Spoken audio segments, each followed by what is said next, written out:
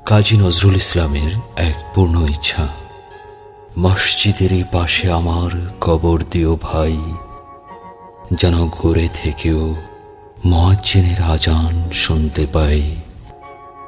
আমার গোরের পাশে দিয়ে ভাই নামাজিরা যাবে, পবিত্র সেই পায়ের ধ্বনি এ বান্দা শুনতে পাবে। ঘোর আযাব থেকে গুনাহগার পাইবে রেহাই। কত পরহেজগার খোদার ভক্ত নবীজির উম্মত ওই মসজিদে করে রে ভাই কোরআন তেলাওয়াত। সেই কোরআন শুনে যেন আমি পরাণ জুড়াই।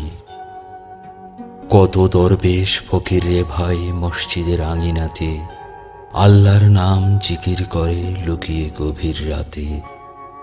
আমি তাদের সাথে কেঁদে কেঁদে আল্লাহর নাম জপিতে চাই।